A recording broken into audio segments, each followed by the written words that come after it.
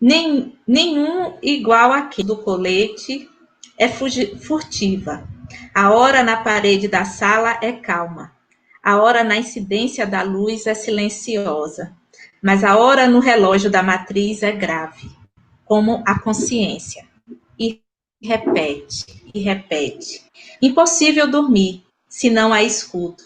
Ficar acordado sem sua batida, existir se ela emudece. Cada hora é fixada no ar, na alma. Continua soando na surdez, onde não há mais ninguém. Ela chega e avisa, varando o pedregal da noite. Som para ser ouvido no longe, longe do tempo da vida. Imenso, no pulso, esse relógio vai comigo. Olá a todos, é com alegria que iniciamos essa conversa com esse poema O Relógio, de Carlos Drummond de Andrade, que está aqui neste livro, né? E com muita alegria, né? Estamos vendo que temos algumas pessoas, alguns amigos aqui ao vivo conosco, participando. Na verdade, a gente nunca fez um momento como esse aqui nesse canal. E também estou muito feliz porque hoje estamos recebendo uma amiga muito querida para participar e nos ajudar a refletir um pouquinho, né, algumas questões educacionais. Então, hoje a gente vai conversar com Leonídia Aires, ela é professora e vice-diretora aqui da Rede Municipal de Barreiras, Bahia, e coordenadora pedagógica também no município vizinho aqui de Riachão das Neves. É uma alegria, Léo, né, estar aqui com você, partilhar esse momento de reflexão, um momento tão emblemático que estamos vivendo, tão novo para todos nós, é um redescobrir, né? Então, estamos vivendo esse momento coletivamente e eu acho que é oportuno a gente criar espaços de diálogos, espaços de escuta, espaços de reflexão aqui no canal. Esse espaço eu já tinha há algum tempo e estava praticamente desativado, eu não fazia nada nele, mas aí com esse advento, né, da pandemia, acabei reativando e fiz alguns ciclos, né? Estou fazendo alguns ciclos. Então, até a semana passada eu estava falando de literatura voltado muito para reflexões e sugestões para as famílias. Mas como professor, eu entendo que é importante também a gente discutir alguns processos, né? Não tem como a gente não falar de educação.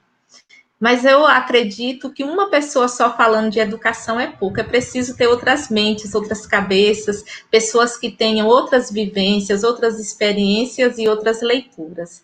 E nada melhor do que começar este ciclo com você.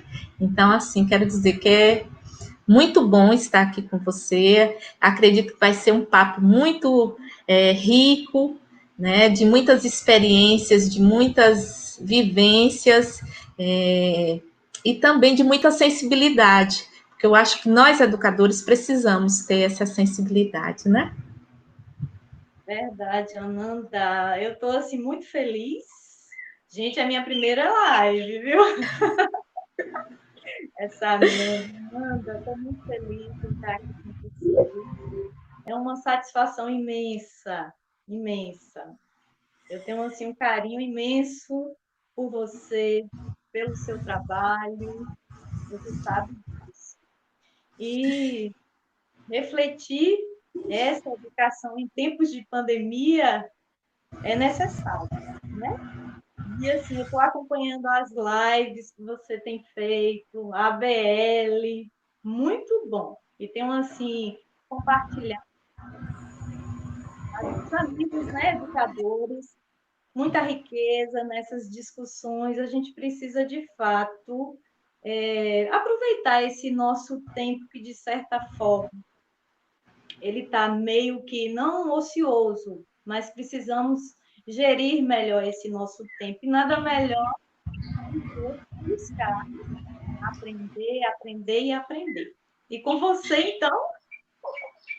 Vamos aprendendo. Na verdade, você tocou aí numa coisa importante, né? A gente está vivendo um momento diferente, As redes sociais têm nos apresentado descobertas, né, formas da gente investir na nossa própria formação, da gente ter acesso a conhecimento e de diversas maneiras, né? Então são muitas lives, muitas palestras, muitos cursos acontecendo. E isso é muito interessante, porque acaba que democratiza, né? Até certo ponto. Porque, infelizmente, a gente ainda não alcança todos. Por exemplo, tem pontos da a zona rural, tem algumas localidades específicas que ainda não têm um acesso à internet plena para ter, mas de certa maneira já é um avanço, né? Esse acesso a tantas coisas legais que têm acontecido na internet. Eu acho que a pandemia está oportunizando a todos nós a utilizar essa ferramenta de forma mais inteligente, porque até então ela era usada muito como um passatempo, né? Não por todos, mas a grande maioria das pessoas. Então é uma oportunidade da gente se reinventar com essa ferramenta que ela veio para ficar, né? Que é as mídias, que é a internet, as redes sociais, e a gente usar isso a nosso favor. E aí que eu pensei foi muito inspirado no pensamento de Paulo Freire, né? A gente pensar a nossa educação brasileira dissociada do, do pensamento de Paulo Freire, eu acho muito arriscado. E como ele vem sofrendo tantos ataques, tantas reações, e muitas vezes a gente corre o risco de se distanciar desse pensamento dele, eu acho que é sempre tempo da gente, né? Então, ontem eu até fiz um videozinho aí rápido, falando um pouco, né? Desse pensamento de Paulo Freire. Léo, a gente sabe que Paulo Freire viveu de 1921 até 1997, seu último livro, Pedagogia da Autonomia, lançado em 1996, ele que teve aí um pernambucano e que teve uma trajetória fantástica, onde ele nos presenteia aí com o trabalho de alfabetização para jovens e adultos, mas não só isso, o trabalho dele não se resume só a essa atividade em específica, mas também ao seu pensamento de sujeito, de cidadão e de educação, né? E aí nós temos aí alguns livros que poderíamos estar sugerindo a todos que estão nos assistindo agora e que virão nos assistir futuramente, né? Educação como Prática de Liberdade, que foi publicado em 1967, Pedagogia do Oprimido, em 1968, A Importância do Ato de Lei, em 1981, Professora Sim, Tia Não, 1993, e Pedagogia da Autonomia, que eu citei e mostrei aqui, em 1996. Aí, Léo, para a gente iniciar a nossa reflexão, eu vou fazer uma pequena introdução. Para Freire, a missão do professor é possibilitar a criação ou a produção dos conhecimentos. Para ele, o professor tem um papel diretivo e informativo, né? E aí, nesse sentido, como é que você vê a nossa educação nesse cenário atual? Qual é o seu olhar sobre esse cenário que estamos? Então, eu queria até, de antemão, agradecer, né, a sugestão da leitura do livrinho Pedagogia da Autonomia. Estava ali guardadinho. É uma leitura tão gostosa, esse livro, Pedagogia da Autonomia. Eu estava até comentando com a Amanda que quando a gente lê Paulo Freire, parece que ele está do ladinho, tomando um cafezinho com a gente, porque ele conversa, mas ele conversa profundamente. E isso nos toca tanto que não existe coisa mais agradável para o pedagogo. Então, realmente o livro, não só a Pedagogia da Autonomia, como tantos outros que a Amanda bem citou, né? Paulo Freire ele nos deixou um legado na educação imensurável. A gente percebe aí que todo esse processo aí que nós estamos vivenciando, né, na educação brasileira, tão desvalorizado ele está, né? Mas assim, nós enquanto educadores, pedagogos, estudiosos, nós temos clareza da importância do nosso grande mestre, né? Paulo Freire. E quando a gente lê todos esses saberes necessários à prática educativa, que traz tão bem esclarecido o livro Pedagogia da Autonomia, a gente consegue nos aprofundar em questões específicas e necessárias, saberes que são necessários ao educador, enquanto importante ali na sua vivência. Existem algumas palavras que ficam bem, bem fortalecidas na leitura de Paulo Freire. Essa questão da relação do professor com o aluno, uma relação que ele sempre coloca que deve ser horizontal, nada vertical. O professor ele não é o dono do saber, ele está ali aprendendo, com o aluno também auxiliando ele nesse processo. A questão dialógica também é algo assim, que me chama muito a atenção. O Freire ele sempre traz esse aspecto, né, da importância do diálogo. O diálogo é extremamente importante na sala de aula. A gente precisa ouvir.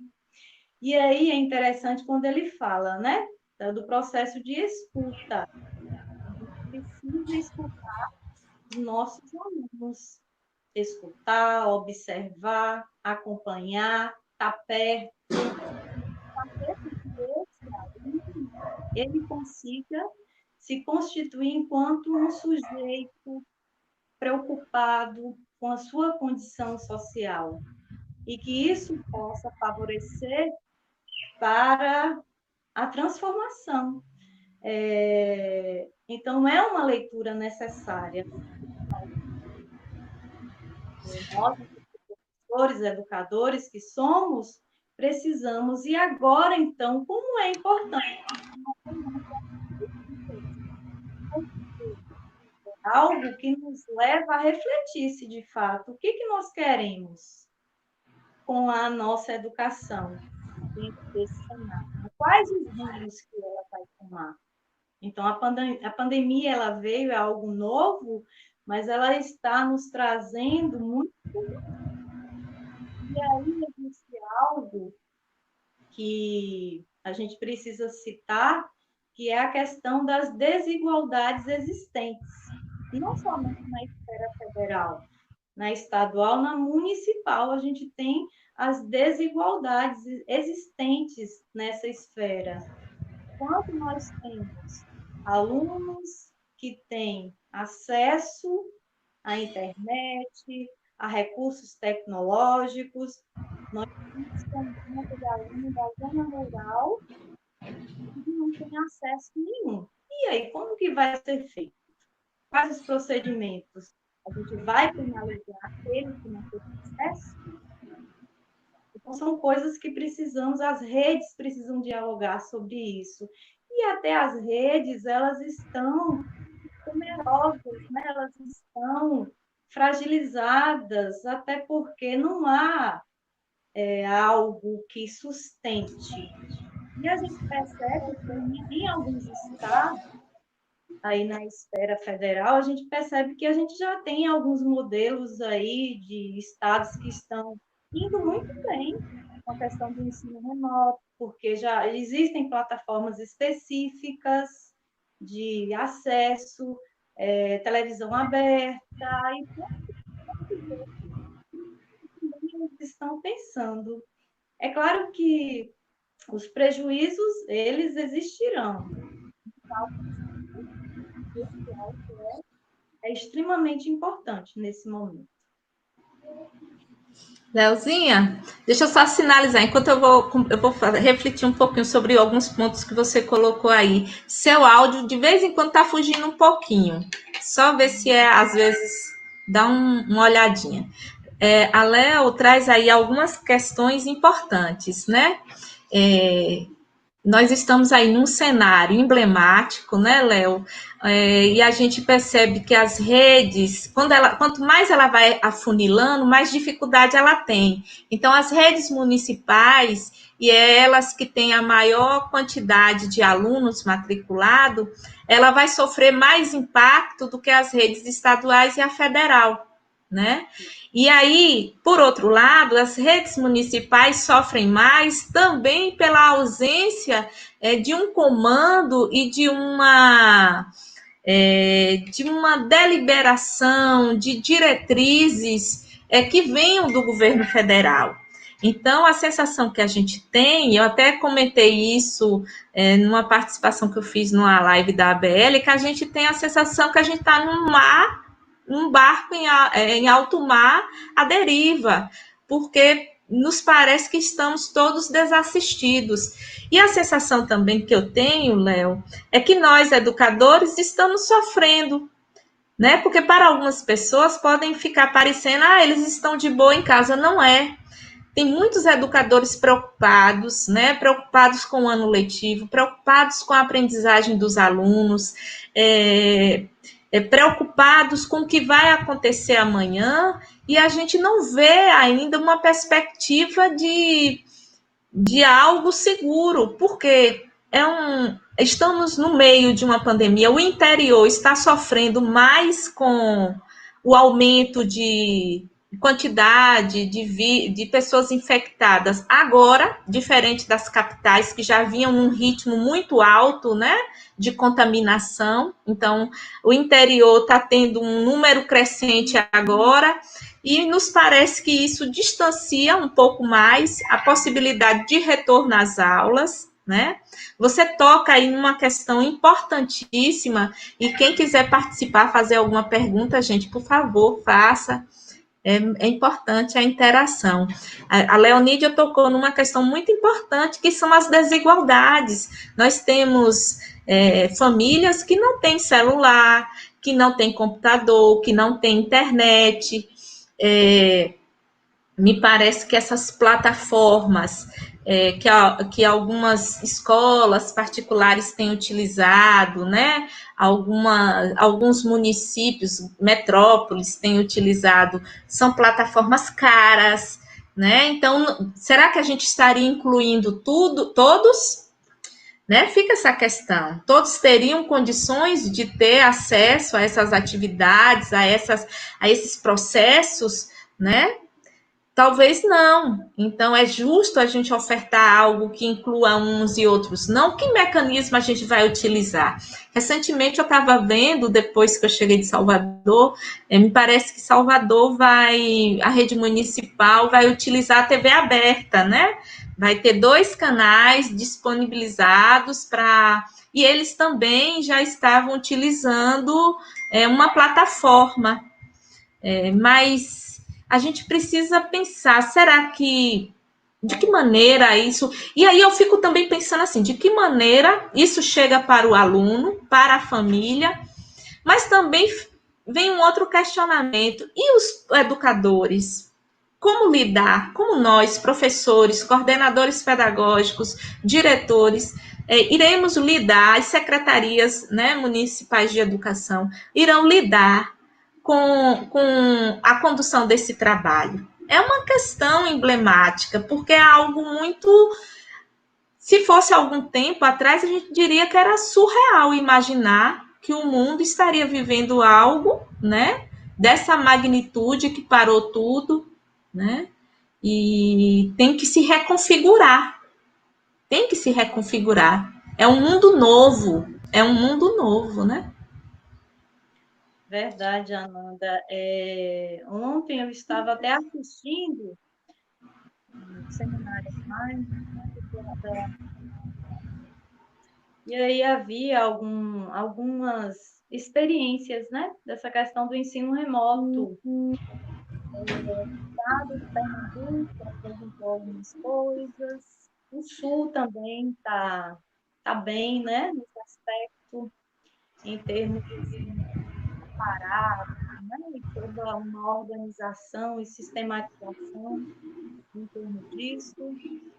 E também o secretário de Salvador apresentou também algumas conquistas com esse ensino remoto, e aí até divulgou essa questão também da adesão à TV aberta. Mas parece que não deu muito certo. É como você está colocando. E aí? Há essa organização, a sistematização, mas e o educador no meio desse processo? E aí a gente tem, mais uma vez, esse caráter da desigualdade, né? Nós temos algumas redes que já vêm esses recursos, esses aparatos, e outras que agora é que está engatinhando, né? E agora, por conta da pandemia, a orientação é que se organize atividades remotas. Aí eu vou trazer aqui uma experiência minha. Eu trabalho em uma escola de uma comunidade periférica, bem vulnerável, e lá nós estamos tendo dificuldades em relação a esse ensino remoto. Em que sentido? Primeiro, a questão da comunicação com as famílias, que nós ainda temos, muitos nem possuem telefone celular. Ananda, deu uma parada?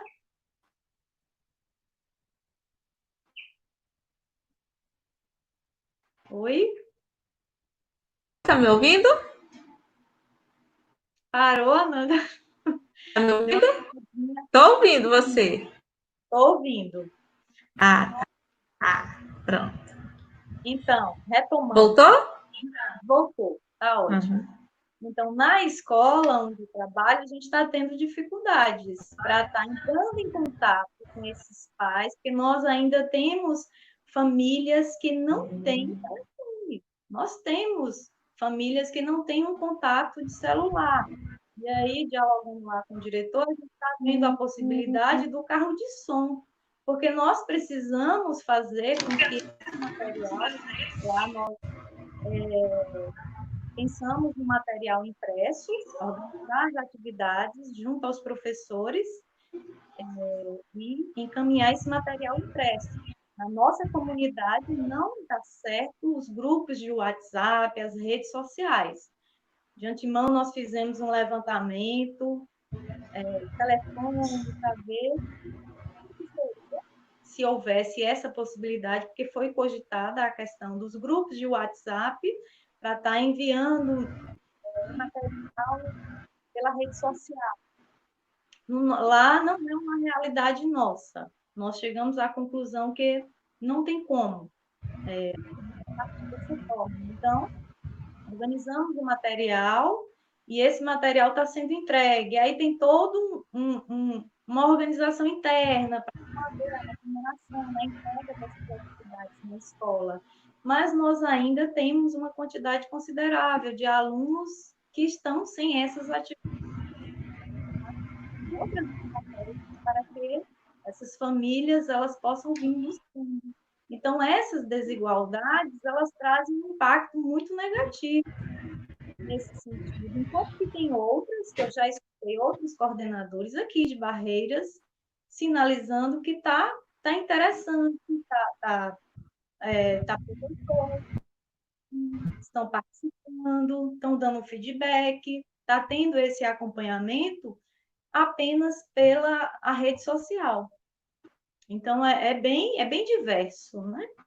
Mesmo no município, há essa diversidade. E aí você imagina, a gente está falando de um único município, né? E quando você pensa a nível nacional, isso vai ficar muito mais acentuado. Então, assim, sem sombra de dúvida, é uma estratégia, né? Não vamos condenar. que as crianças estejam recebendo as atividades, que elas estejam tendo a oportunidade de ter acesso ao conhecimento, mas nos preocupa aquelas crianças que não têm acesso a esse material, né? Se a gente pensar em uma plataforma digital, como é que fica essas crianças que não têm internet, não têm computador, não têm tablet? Como é que elas irão assistir às aulas virtuais, né? Por outro lado, o professor ele está preparado para desenvolver aulas remotas, né? É outro desafio. A gente tem relatos de alguns professores que já estão trabalhando com aulas remotas em outros lugares, em outros estados, em outras cidades, principalmente na rede particular, e que são relatos, assim, tem um ponto bom e muito positivo, que as crianças estão felizes, porque elas estão com saudades, estão empolgadas em realizar as atividades, em estar interagindo com a máquina, através da máquina, com o seu professor, com os outros colegas, mas tem sido que tem relatado que trabalha de manhã, de tarde, de noite, quando na verdade ele só tem uma carga horária de 20 horas, né? Então é uma outra questão a ser discutida. Como é que o emocional desse professor, ao final de todo esse percurso, né? É um sujeito que está ali, às vezes ele só tem 20 horas, né, de horário de trabalho semanal para aquela unidade de ensino, e às vezes ele está trabalhando 60, porque utilizar os recursos tecnológicos demanda tempo, não é tão simples, principalmente no início, né? Para familiarizar-se e ter domínio sobre as ferramentas, planejar e executar essas aulas, e às vezes surgem as dúvidas de outros alunos, dos pais dos alunos, e tudo isso, e se você não pode deixar de não assistir. Então, assim, vai se criando, né? Uma coisa vai se sobrepondo à outra, e a gente precisa começar a pensar formas de organizar isso para que o professor também não deixe de ter sua vida. Esse professor o dia todo em função do computador, no exercício na execução de aulas remotas, e porque isso vai trazer a ele, com o passar dos dias e de alguns meses, uma estafa emocional, uma estafa física, né? Então, assim, o professor também, ele está vivendo uma pandemia, né? Ele está vivendo um momento de recolhimento, reclusão, recolhimento social, mas alguns estão sendo levados a um trabalho exaustivo frente a essas aulas remotas. Então, assim, há de se pensar formas de se organizar, não é deixar de realizar, mas qualificar. Será que o tempo de aula remota, se a criança estuda pela manhã, é passar a manhã toda na frente do computador, tendo essa aula remota? Eu creio que não. Eu acho que tem que se estabelecer aí, né, normas, diretrizes para que se organize esse trabalho. Porque senão a gente vai estar levando algo que é afetivo, presencial, para o computador, para a máquina, e isso vai se duplicar e triplicar em questão de tempo, que é o que tem acontecido com muitos educadores, porque eles estão ficando sobrecarregados. Então, assim, não foi pensado, pensou-se na aula remota, mas não se pensou nas diretrizes para essas aulas. Então, eu acho que o professor está ficando muito penalizado, né? Eu falo isso a partir dos relatos que eu escuto de alguns colegas, né? De exaustão, de começar a sentar na frente do computador 7h30 da manhã e sair 8 horas da noite. Eu acho que tem algo errado aí, né? Eu acho que precisa ser repensado. E aí, Léo, você sinaliza algo importante. como fica o pensamento de Paulo Freire, né, frente a essa questão desses meninos e meninas, desses alunos que não têm condição da aula remota, né? Então, isso é uma questão a ser pensado, né? A ser refletido por todos nós, principalmente pelos gestores. Eu creio que esse é um desafio maior dos gestores municipais do que estaduais e o federal, né? Apesar que existem situações nas outras esferas, mas eu acredito que é muito mais acentuado nas redes municipais a ausência de estrutura para o desenvolvimento dessas aulas, né? E aí, Ananda, quando você fala da necessidade de se organizar essas diretrizes, essa sistematização que de fato não ocorreu, até porque é algo novo, né? Tudo muito novo. As redes estão aí angustiadas e os dirigentes, então, nem se fala.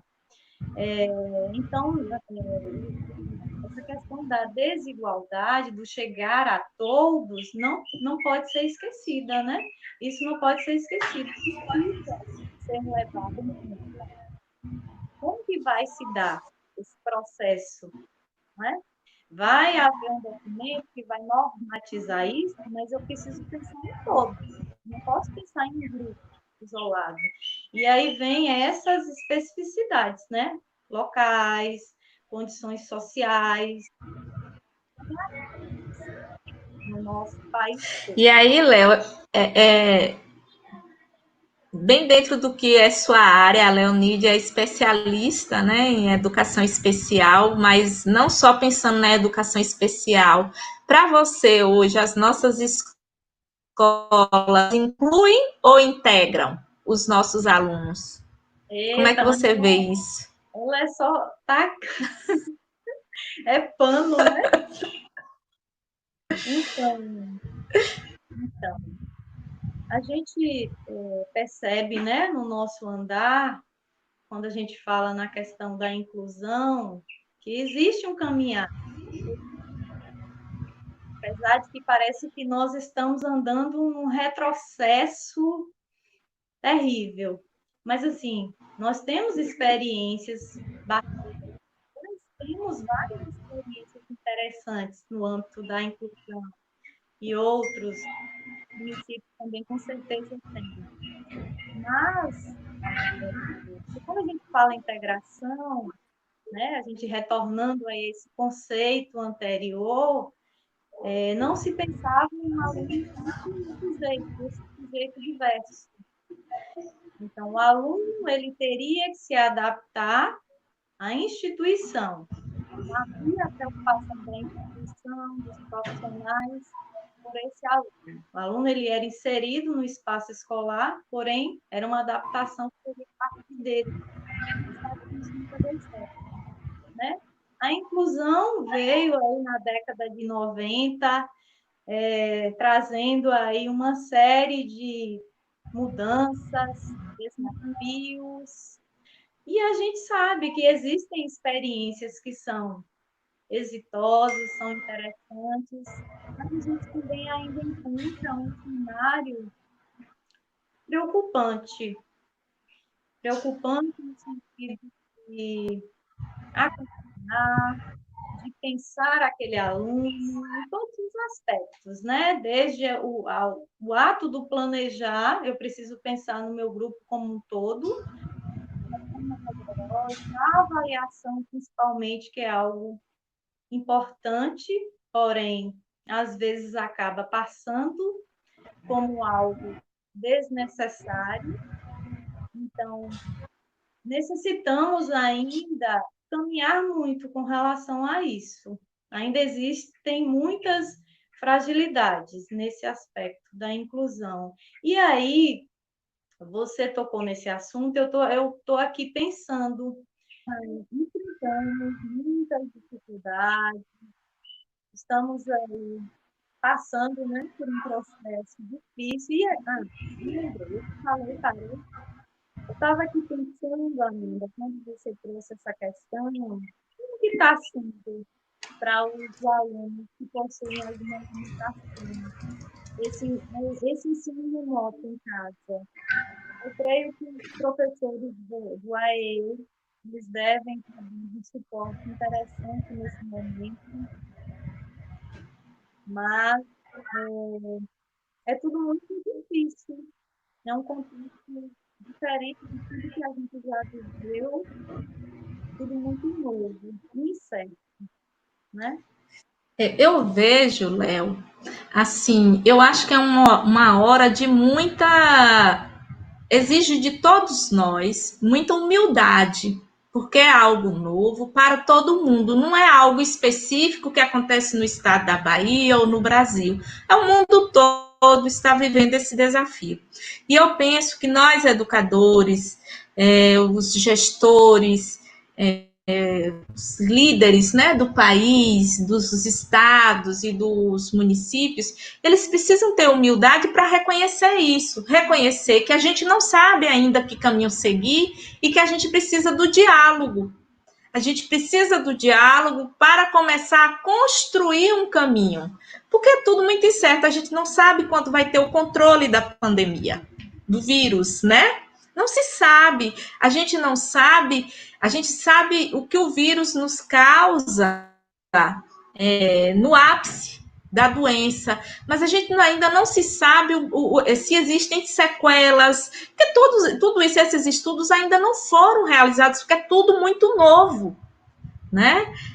A gente sabe o que existia até antes da pandemia e a gente sabe o que estamos vivendo agora, mas a gente não sabe como vai ser o mundo, como seremos e como a sociedade será após a pandemia.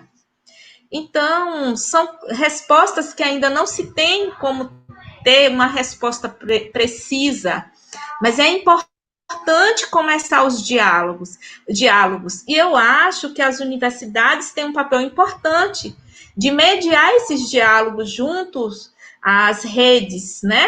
Inclusive chamar também as escolas particulares para essas reflexões, para esses espaços de diálogos e se conseguir e tentar conseguir aí estabelecer uma norma, algumas diretrizes que sejam mais justas possíveis a cada realidade. Porque não adianta ficar copiando e colando normas de outros estados, de outros municípios, porque cada realidade tem as suas especificidades, cada município vai ter as suas especificidades, cada unidade de ensino, dentro do próprio município, vamos ter particularidades e que precisam ser respeitadas, e que precisam ser pensadas e que precisam ser refletidas, né?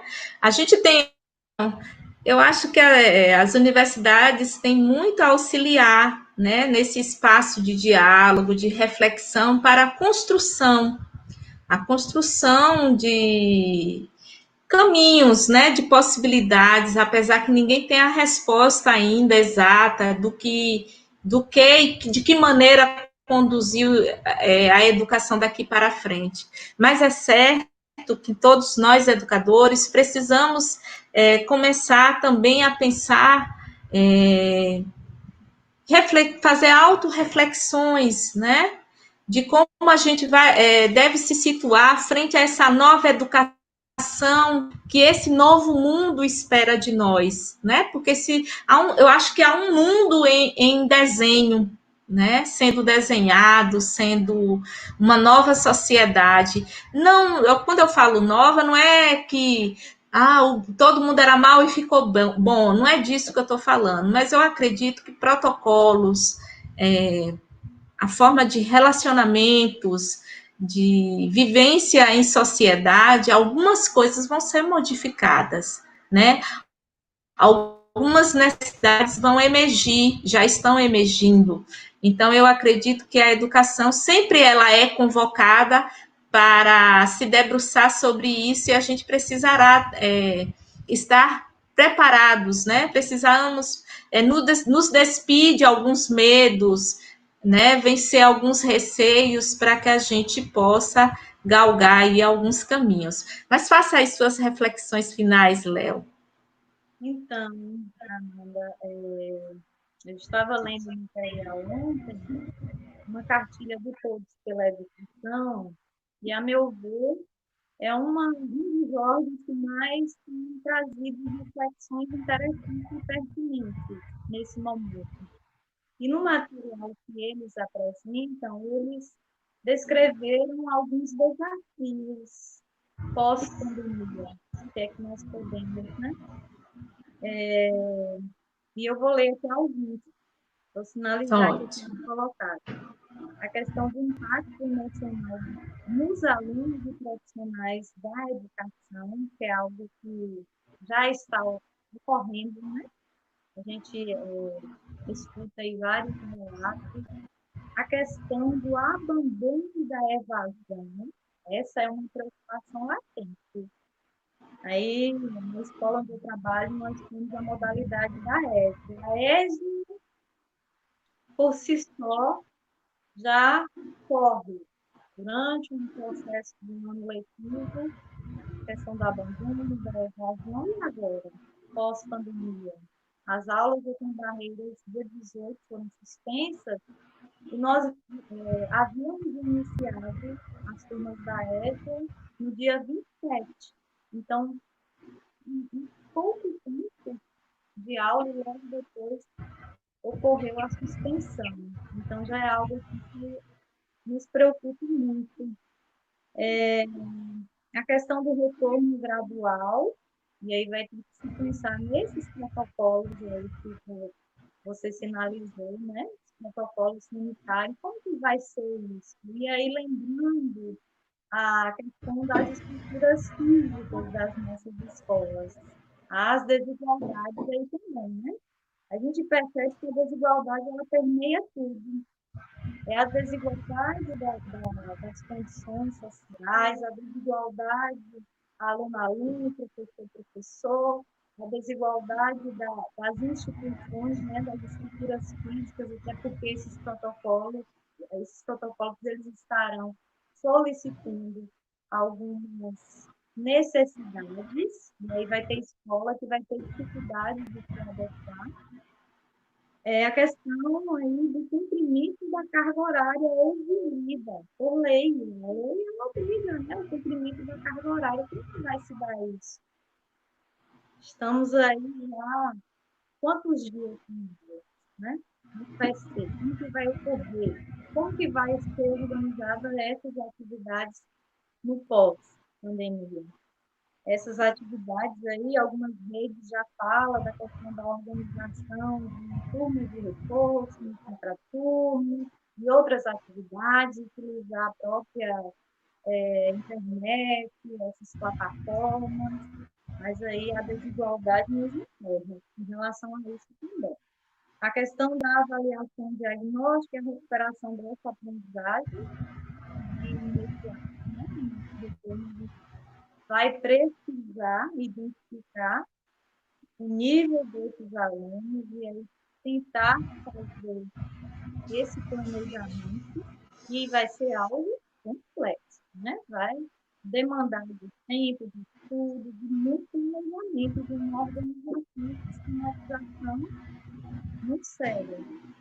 A tecnologia como aliada, a escola precisa pensar nisso, né? E aí eu acabei finalizando aqui no final, não tinha na cartilha, mas eu acho pertinente, é a questão do processo formativo, que é indispensável também, não é? Então, são apenas alguns desafios, existiam outros lá, esses aqui eu achei mais pertinentes, só para a gente trazer, para que a gente possa refletir. E precisa mesmo, porque, veja bem, quando coloca aí as tecnologias, muitas escolas não têm nem internet. Como é que vamos dar aula no contraturno, né? Como pensar esse contraturno se as escolas estão todas as salas ocupadas? Aí, assim, eu gosto de ser muito prática, né? E aí, às vezes, a gente vai ficar fingindo, leva o menino para colocar no pátio, não é aula de contraturno. Qual é a finalidade da aula de contraturno? Né? A primeira pergunta que a gente tem que fazer é: qual é a finalidade da aula do contraturno? Qual é? vai ser dar subsídios para que esse menino possa superar possíveis dificuldades que ele tem, que naquele aglomerado, naquele quantitativo da aula comum, né, da sala comum, ele não dá conta. Então, aonde é que vamos colocar esses meninos no contraturno? Então, assim, são questões estruturais que precisam ser pensadas, né, de logísticas, de instrumentalização das pessoas, dos profissionais, como você muito bem coloca. Ontem eu também falei no vídeo que eu fiz, essa questão das formações. Precisa, assim, a gente tem professor que não sabe ainda manusear o computador. Como é que ele vai dar aula remota? Como é que ele vai preparar? Vai saber utilizar uma plataforma onde ele precisa usar slides, né? Então, assim, nós que sabemos, às vezes, nós temos dificuldades, não é fácil, não é fácil. Muitas dessas plataformas é em outra língua, não é na língua brasileira, no português. Então, assim, tudo isso é fator de dificuldade e que precisa ser ponderado, que precisa ser pensado com muita cautela. E eu acho que nós precisamos pensar em 2 pontos extremamente importantes. Os alunos que não devem e não podem ser penalizados, e não podem ficar à margem, né? Não podemos deixar nenhum aluno para trás, mas também os nossos professores, que também não podem serem esmagados só com deliberações, com exigências, e muitas vezes desconsiderar o sujeito, o ser humano que está ali, que tem medos, que tem receios. Por isso que é importante os espaços de diálogos, os espaços formativos, os espaços de reflexão, e também saber conduzir o diálogo, né, para que isso não se torne, a gente já vinha aí com um índice muito grande de educadores com problemas emocionais, e eu acredito que com a pandemia, alguns acentuaram mais ainda, porque é o medo do desconhecido. E cria-se em nós também, enquanto educadores, uma ansiedade de saber como é que vai ser, né? Como é que vai ser essa relação daqui para frente? Como é que vai ser essa dinâmica do trabalho daqui para frente? Como as famílias vão relacionar conosco? Como os órgãos gestores, né, dos sistemas de ensino irão se relacionar conosco? Tudo isso é motivo de ansiedade em muitos educadores, né? Então, é importante que se tenha ponderação. Eu acho que não deve haver decisões unilaterais.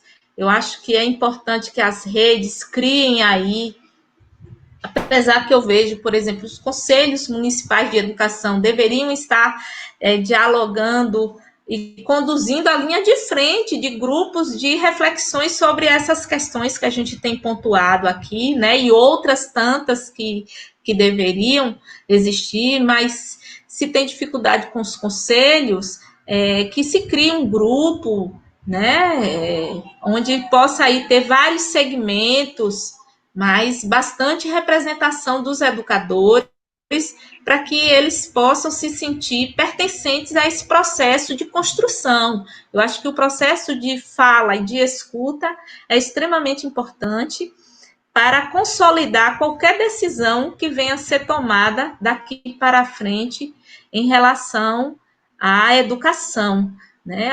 Infelizmente, a gente passa um momento difícil em nosso país, onde a gente não tem um comando maior com consistência, né? Infelizmente, atualmente, nem ministro da Educação nós temos, duro, porque eles consegue-se piorar a cada deliberação.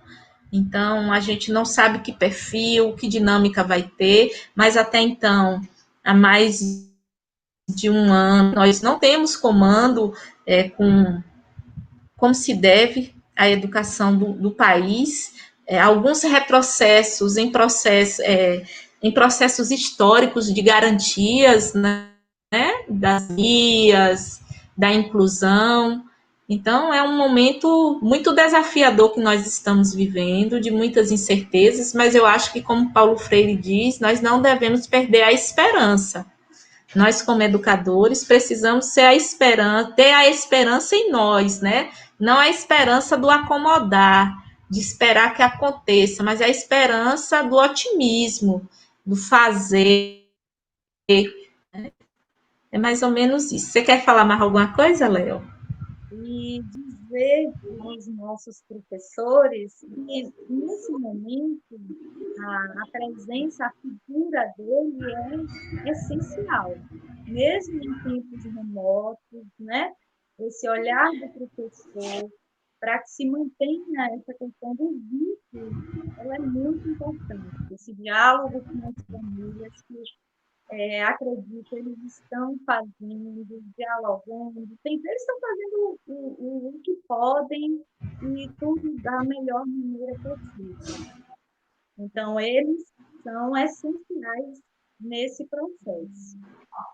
Ananda, eu não li minha poesia no início, eu quero ler agora. Pronto. Ótimo. Eu trouxe esse livro de Rupi Kaur, O que o Sol Faz com as Flores. Não sei se você conhece essa escritora indiana. Não. Ela é fantástica. Esse outro livro dela, Outros Jeitos de Usar a Boca, é um livro que, quando você lê, você percebe que os livros dela, normalmente, ela divide por etapas, por processos. E aqui a gente percebe no livro o processo de cura, que fala de violência, Ótimo. fala de abuso, das vivências dela. É assim um pouco Ótimo. forte a leitura, mas não mulheres é uma dica interessante ter acesso a esses livros. E eu percebo, Leozinho, põe do lado de cá para a gente ver. Põe do lado. entendeu? Lindo. Deu. Ótimo. E aí, Ana, o interessante é que ela faz os desenhos, ela mesma ilustra. E quando a gente vai lendo, principalmente esse, os outros jeitos de usar a boca, a gente percebe uma sensação de libertação. É um processo de cura através das palavras. Ela vai externando aquilo que sente através dessa poesia. Eu assisti até Que legal.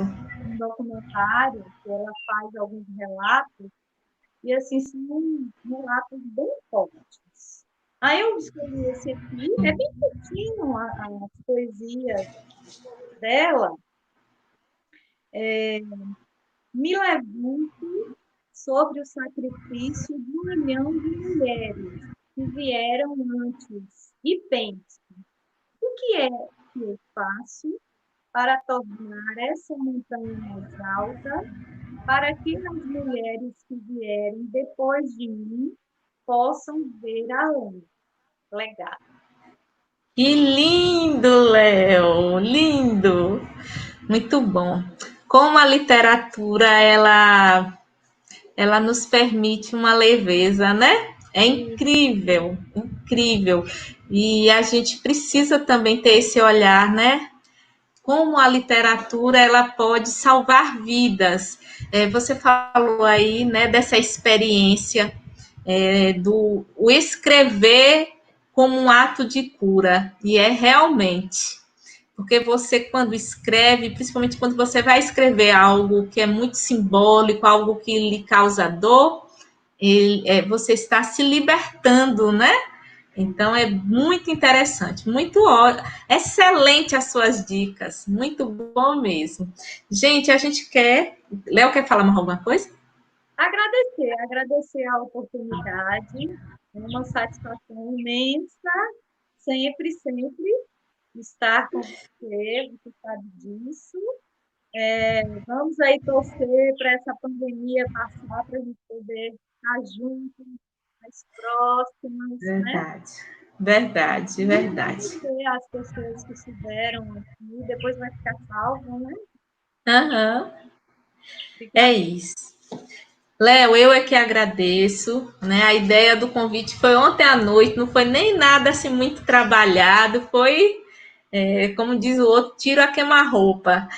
Mas deu certo, eu acho que foi um momento bom, né? Apesar que a internet não colaborou, mas foi um momento bom, é um bom início. Eu acho que a gente precisa, às vezes a gente tem medo, a gente tem receio de fazer e as pessoas não entenderem.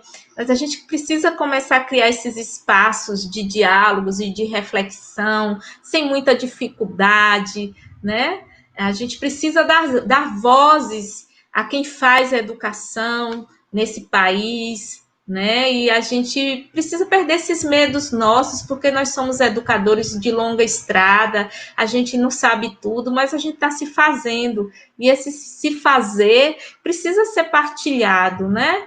Então é isso. Quero agradecer aqui a todos que estiveram aqui. Eu vi aqui Hermenísia, Wagner Novaes, Ivaneide, Márcia Razia, Dalzisa, Verônica, Cristina, Débora, Elissandra, Anete, Lica, Hermirene, mamãe, Fábio, Ivaneide, Abigail, Ana Márcia, Dulcineide, Marcos, Lica, né? Todos eles, acho que outros que não quiseram sinalizar nada, a gente agradece imensamente.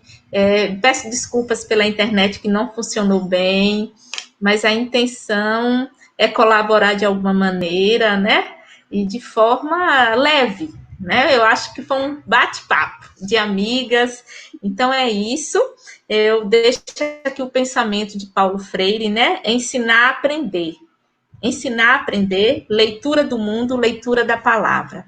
Que através da leitura de mundo,